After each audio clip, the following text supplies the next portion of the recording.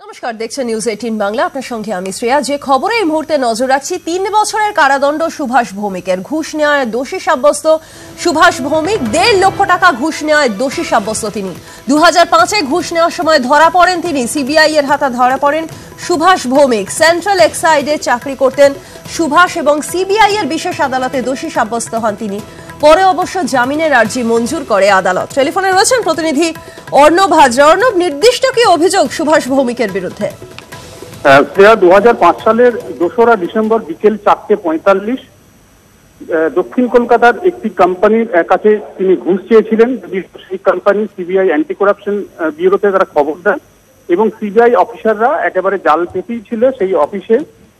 ওই দিন বিকেল 4:45 4 লাখ টাকার ঘুষের কথা হলো। 1.5 লক্ষ টাকা শেষমেশ রেড হ্যান্ড প্রথম সুভাষ ভৌমিক। সেই সময় তিনি নামকরা ফুটবল কোচ এবং অবশ্যই তার একটা ফুটবলের ব্যাকগ্রাউন্ড রয়েছে। এবং এই ঘটনা জেনে গোটা রাজ্য কেন গোটা দেশ স্তম্ভিত হয়ে গিয়েছিল, এমন একটা কারবার দেখে। যদিও এই ঘটনায় অর্থাৎ মূলত প্রিভেনশন অফ করাপশন অ্যাক্টে সিবিআই মামলা রুজু করে, যে মামলা 13 বছর ধরে শুনানি চলা এবং তার শেষমেশ আজকে বিচারের রায় এবং সাজা ঘোষণা হলো। বিভিন্ন সাক্ষ্য প্রমাণের ভিত্তিতে সিবিআই স্পেশাল কোর্ট আলিপুর জজ কোর্টের মধ্যে যেটা অবস্থিত, এই সিবিআই স্পেশাল কোর্টের বিচারক সিদ্ধার্থ রায়চৌধুরী 3 বছরের জেলের বিধান দিয়েছেন সুভাষ ভৌমিক। অর্থাৎ 3 বছরের জেলের নির্দেশ দেওয়া হয়েছে সুভাষ ভৌমিককে। এক্ষেত্রে একটি বিষয় বলার, যে কোনো ফৌজদারি কার্যবিধিতে যদি কোনো ব্যক্তি দোষী সাব্যস্ত হয়ে তার 3 বছরের জেল হয়, তাহলে তিনি আপিল মামলা দেখিয়ে সেই কোর্ট থেকে জেল নিতে পারেন। তোমার মনে থাকবে রিসেন্ট সালমান খানের মামলাতেও কিন্তু এইভাবেই জামিন হয়েছিল সালমান খানের। অর্থাৎ 3 বছর যেহেতু সুভাষ ভৌমিকের সাজা, তাই সুভাষ ভৌমিকের তরফে তার আইনজীবী সঞ্জয় দাশগুপ্ত তিনি আদালতের কাছে আবেদন রাখেন যে তারা এই সিবিআই স্পেশাল কোর্টের রায়কে তারা চ্যালেঞ্জ করে ঊর্ধ্ব আদালত, এক্ষেত্রে কলকাতা হাইকোর্টে যাচ্ছে এবং সেই ভিত্তিতে জামিন মঞ্জুর করুক। যদিও বিচারক সিদ্ধার্থ রায়চৌধুরী সেপ্টেম্বর 2018 এই একটা টাইম ফ্রেম করে দিয়েছে, তার মধ্যে এই আপিল মামলা সুভাষ ভৌমিককে করতে হবে, সিবিআইকে এই কোর্টের রায়কে চ্যালেঞ্জ করতে হবে। পাশাপাশি 1 লক্ষ টাকার জামিন, 1 লক্ষ টাকার একটা বন্ডের নির্দেশও দেওয়া হয়েছে। অর্থাৎ 1 লক্ষ টাকার বন্ডের ভিত্তিতে সুভাষ ভৌমিক জামিন পেলেন। আর 2018 সালে সেপ্টেম্বর মাসের মধ্যে সিবিআই স্পেশাল কোর্টের রায়কে থেকে চ্যালেঞ্জ করতে হবে। যদিও এই মামলার পাশাপাশি আরো একটি ঘুষ মামলার রায়দান হয়েছে, সেখানেও 2 বছরের জেল রয়েছে। যদিও সেখানে সুভাষ ভৌমিক যদিও সেন্টার এক্সাইজ নিয়ে সুপারিনটেন্ডেন্ট ছিলেন, আরো 2জন সুপারিনটেন্ডেন্ট যাদের নাম বাসব সরকার এবং প্রদ্যুৎ রায়চৌধুরী, এই 2জনের কেসেও কিন্তু আজ সিবিআই স্পেশাল আদালত তাদেরকেও 2 বছরের কারাদণ্ডের নির্দেশ করে দিয়েছে। যদিও তারাও একই রকম ভাবে জামিনের আবেদন করেছেন এবং তাদেরও জামিন হয়েছে। সব মিলিয়ে দুর্নীতি প্রতিরোধ আইনে সিবিআই যে মামলা রুজু করেছিল তাতে সুভাষ ভৌমিকের 2005 সালের পর 13 বছর পর আজ সাজা ঘোষণা হলো, তাতে 3 বছরের জেল হলো। যদিও এখনই জেলে যেতে হবে না সুভাষ ভৌমিককে, কারণ তিনি শর্তে জামিন পেয়েছেন। যে শর্ত হলো এই, কলকাতা হাইকোর্টে তিনি এই সিবিআই আদালতের রায়কে চ্যালেঞ্জ করবেন সেপ্টেম্বর 2018-র মধ্যে এবং তিনি 1 লক্ষ টাকার একটা বন্ড এই আদালতে জমা রাখবেন। সব মিলিয়ে এখনো পর্যন্ত আমরা আদালত চত্বরে যে ছবিটা দেখতে পাচ্ছি, সুভাষ ভৌমিক তিনি আদালত চত্বরের মধ্যেই রয়েছেন।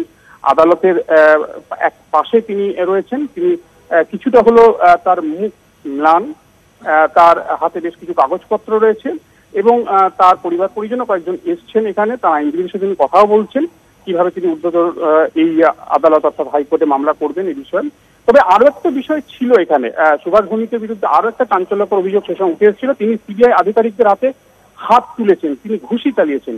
যদিও সেই অভিযোগটার কোনো বিচার বা এখনো পর্যন্ত কিন্তু অন্তত অর্ডার শিটে রিফ্লেকশন এখন আমরা দেখতে পাচ্ছি না। অর্থাৎ সেটা হয়তো বিচারে কোথাও গিয়ে সিবিআই আটকে গেছে, সেটা প্রমাণ করতে পুরোপুরি হয়তো ব্যর্থ হয়েছে।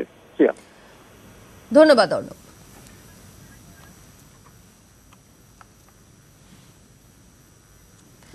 আসি পরের খবরে। এবার জালিয়াতিতে অভিযুক্ত গুরুং কন্যা। আইসিএসসি পরীক্ষায় ফেল করেন তিনি, অন্য একজনের পাস সার্টিফিকেট দিয়ে ভর্তি একাদশ শ্রেণীতে। এমনটাই অভিযোগ উঠছে গুরুং কন্যা অন্নপূর্ণার বিরুদ্ধে। সিবিআই বিশেষ আদালতে দোষী সাব্যস্ত তিনি, পরে জামিনের আর্জি মঞ্জুর আদালতে।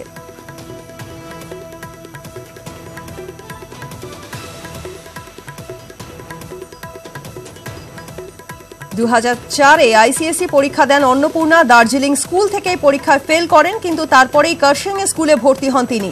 নন্দা গুরুং নামে এক ছাত্রীর সার্টিফিকেট ব্যবহার করার অভিযোগ উঠছে তার বিরুদ্ধে। তদন্ত রিপোর্ট স্কুল শিক্ষা দফতরে জমা পড়েছে। প্রণব ছেত্র এই মুহূর্তে রয়েছেন আমাদের প্রতিনিধি টেলিফোনে। প্রণব, নির্দিষ্ট কি অভিযোগ অন্নপূর্ণার বিরুদ্ধে? হ্যালো প্রণব, জানতে চাইবো যে অন্য একজনের পাস সার্টিফিকেট নিয়ে ভর্তি হয়েছেন অন্নপূর্ণা। ইতিমধ্যে দার্জিলিং এর ডিএমএ কিন্তু তদন্ত তথ্য প্রমাণ ইতিমধ্যে তাদের হাতে এসেছে। তথ্য প্রমাণে কি রয়েছে, কি অভিযোগ অন্নপূর্ণার বিরুদ্ধে? শিয়া যেটা দীর্ঘদিন থেকে বিমল গুরুং এর নামে যে অভিযোগগুলো ছিল, এখন তার মেয়ের বিরুদ্ধে একটা জালি সার্টিফিকেট নিয়ে পাস করা একটা অভিযোগ করা হয়েছে, যেটা বলতে দার্জিলিং জেলা শাসক প্রিন্সিপাল সেক্রেটারি একটা চিঠি তদন্তের জন্য একটা চিঠি পাঠিয়েছেন, যেটার মধ্যে পরিষ্কার বলা আছে যে অন্নপূর্ণা গুরুং যেটা বিমল গুরুং এর মেয়ে, সে কিন্তু 2004 সালে আইসিএসসি এক্সামে প্রথম পরীক্ষার মধ্যে ফেল করেন উনি। তারপরে কিন্তু 2014 সালে একটা কার্শিয়াং এর একটা বেসরকারি স্কুল থেকে উনি নন্দা গুরুং এর নামে উনি আইসিএসসি পরীক্ষা পাস করেছেন বলে অভিযোগ। সেটা জেলা শাসক তদন্ত করার জন্য প্রিন্সিপাল সেক্রেটারি একটা চিঠি পাঠিয়েছেন, যেটা প্রিন্সিপাল সেক্রেটারি এডুকেশন ডিপার্টমেন্টকে খতিয়ে দেখার জন্য একটা চিঠি পাঠিয়েছেন। শ্রেয়া, ধন্যবাদ।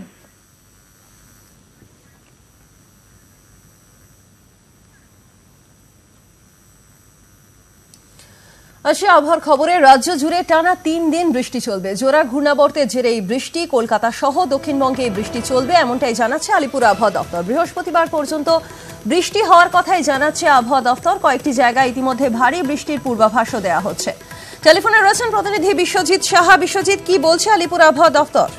দেখো, মৌসুমী বায়ু সক্রিয় হয়েছে গত কয়েকদিন ধরেই, এবং এই মৌসুমী বায়ু সমগ্র বাংলা এবং সিকিম যে রিজিয়ন সেটা কভার করেছে, এবং বিহার ও ঝাড়খণ্ডের কিছু এলাকায় ঢুকেছে। এই মুহূর্তে আজ পর্যন্ত যে মৌসুমী বায়ুর অগ্রগতি, এই মৌসুমী বায়ু জের এবং জোড়া ঘূর্ণাবর্ত রয়েছে উত্তরবঙ্গে এবং বঙ্গোপসাগরে, দুটি ঘূর্ণাবর্ত। এই দুই ঘূর্ণাবর্ত মৌসুমী বায়ু সক্রিয় হওয়ার কারণে বৃষ্টিপাত চলবে। দক্ষিণবঙ্গে শুক্রবার পর্যন্ত বৃষ্টিপাত, কোথাও ভারী বৃষ্টির সম্ভাবনাও রয়েছে, এবং উত্তরবঙ্গে শুক্রবার পর্যন্ত এই বৃষ্টি চলবে।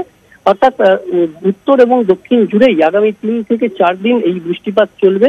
এবং উপকূলের যে জেলাগুলি, সেই জেলা পূর্ব মেদিনীপুর এবং 2 চব্বিশ পরগনাতে আজ যেমন ভারী বৃষ্টি হচ্ছে, আগামীকাল 2 মেদিনীপুর, ঝাড়গ্রাম, পশ্চিম মেদিনীপুর এবং বাঁকুড়া, পুরুলিয়াতে অর্থাৎ পশ্চিমের জেলাগুলিতে ভারী বৃষ্টি হবে। তবে অন্যান্য জেলাগুলিরও কোথাও কোথাও ভারী বৃষ্টির বিক্ষিপ্তভাবে সম্ভাবনা রয়েছে। অন্যদিকে উত্তরবঙ্গের উত্তরের যে 5টি জেলা, দার্জিলিং সহ 5টি জেলা রয়েছে, সেই জেলাগুলিতে অতি ভারী বৃষ্টি হবে, এবং অন্যান্য জেলাগুলিতেও বিক্ষিপ্তভাবে ভারী বৃষ্টির সম্ভাবনা রয়েছে। অর্থাৎ দুই বঙ্গেই আগামী 3 দিন যে বৃষ্টি, সেই বৃষ্টি অব্যাহত থাকবে, এবং উত্তরবঙ্গের ক্ষেত্রে আরো একদিন বেশি এই বৃষ্টি থাকবে। ধন্যবাদ বিশ্বজিৎ। অন্যদিকে সকাল থেকে কলকাতায় মুষলধারে বৃষ্টির ছবি আপনাদের সামনে আমরা তুলে ধরছি। বৃষ্টির ফোঁটায় কিন্তু আজ অন্যরকম রং কলকাতা ময়দানের। আমরা এই বৃষ্টিতে খেলছি, অনেক কম এই বৃষ্টিতে হয়। আমরা সব বন্ধু একসঙ্গে, ছুটির সময় আছে সোমবারের দিন, আমরা সব একসঙ্গে আসি, ভালো বন্ধু আছি, তাই জন্যে খেলছি একটু। এই বৃষ্টিতে আমাদের খুব খেলতে ভালো লাগে স্যার। আমাদের সব বন্ধু, বেস্ট ফ্রেন্ড, আমরা একসঙ্গে কাজ করি। আজকে সোমবার আছে আমাদের, আমরা খেলতে এসেছি, বাট আমাদেরকে অনেক ভালো লাগে। গরমে খেলতে পারি না, আমাদের শরীর খারাপ হয়ে যায়। বৃষ্টিতে থোড়া খেলছি। এই বৃষ্টিতে অনেকেই বাইরে বেরিয়েছে অতি সাবধানে, অনেকেই আবার নিজের গৃহবন্দী করেছেন, কিন্তু আজ এরা এই বৃষ্টিতেই মাঠে ফুটবল খেলছেন। তার কারণ আজ ওদের ছুটি, আর সেই ছুটির দিনটাকেই এরা এইভাবেই পালন করছে। ক্যামেরায় বিপুল ঘোষের সঙ্গে উজ্জ্বল রায়, নিউজ 18 বাংলা, কলকাতা। একদিকে যেরকম এই মুষলধারে বৃষ্টিতে কলকাতা ময়দানে ফুটবল নিয়ে কাদা মেখে হুটোপুটি করে ফুটবল খেলার দৃশ্য সামনে আসে, অন্যদিকে কিন্তু সপ্তাহের প্রথম কাজের দিন, তার জন্য এই অঝোর ধারায় খানিকটা হলেও দুর্ভোগ পোহাতে হয়েছে নিত্যযাত্রীদের। ঘড়িতে এখন 11টা বাজতে চললো, কিন্তু আকাশের চেহারা দেখলে মনে হবে যেন সন্ধে 7টা বাজতে চলছে। কেননা সল্টলেক সেক্টর 5-এ সকাল থেকে বৃষ্টি, আর তার জেরে জলমগ্ন কলেজ মোড় থেকে রিং রোড পর্যন্ত। সেই ছবি আপনারা দেখতে পাচ্ছেন যে কিভাবে অফিস যাত্রীরা নাকাল হতে হচ্ছে এই জল জমার জেরে। জামাই তো জুতো সব গেছে একদম ভিজে। বাসে জ্যাম, রাস্তায় একটু বৃষ্টি হলে রাস্তাঘাটের খুব খারাপ অবস্থা হয়ে যায়। আর এত রাস্তায় জল, দেখুন সেক্টর 5 এত আইটি কোম্পানি হয়েছে কিন্তু drainage system is very poor. সক্রিয় মৌসুমি বায়ু আর তার জেরে বৃষ্টি সকাল থেকেই কলকাতা জুড়ে, বাদ পড়েনি সল্টলেক সেক্টর 5-ও। সেই ছবি আপনারা দেখতে পাচ্ছেন যে কিভাবে রিক্সা করে অফিস যাত্রীদের আসতে হচ্ছে, এবং আজকে এই বৃষ্টির জন্য রিক্সা ভাড়াও বেড়েছে চরম। অটোতে প্রচুর বেশি টাকা চাইছে, যাতায়াতের কিছু পাওয়া যাচ্ছে না, জল জমে রয়েছে, যার জেরে সমস্যার মুখে অফিস যাত্রীরা। সব মিলিয়ে সকাল থেকেই টানা বৃষ্টি, আর অবশ্যই সূর্যের দেখা নেই সকাল থেকেই, যা প্রায় বললেই চলে। সব মিলিয়ে একদিকে বৃষ্টি, অন্যদিকে আবার অফিস যাত্রীদের নাকাল। ক্যামেরায় জ্যোতির্ময় বসুর সঙ্গে সোমরাজ বন্দ্যোপাধ্যায়, নিউজ 18 বাংলা, কলকাতা। একটু জেলার দিকেও নজর রাখবো। বনগাঁয় বাজ পড়ে মৃত এক, গোবরাপুর কেউটে পাড়ায় বাজ পড়ে মৃত্যু হয়েছে একজনের। মাঠে কাজ করার সময় মৃত্যু হয় তার। গাছের ডাল ভেঙে সাময়িক ট্রেন চলাচলে ব্যাহত হয়েছে। মছলন্দপুর সংহতি স্টেশনের মাঝের ঘটনা। এদিকে বসিরহাটে বাজ পড়ে একজনের মৃত্যুর খবর, আহত হয়েছেন 8 জন। বসিরহাটে ঝিঙ্কা এলাকার ঘটনা। পুকুর খননের সময় বাজ পড়ে মৃত্যু হয়। 100 দিনের কাজের সময় মৃত্যু সাইদুল ইসলামের। মৃত্যু হয়েছে, কাঁকড়া ধরে বাড়ি ফিরছিলেন মহিলা, হঠাৎ রাস্তায় বাজ পড়ে মৃত্যু মহিলার।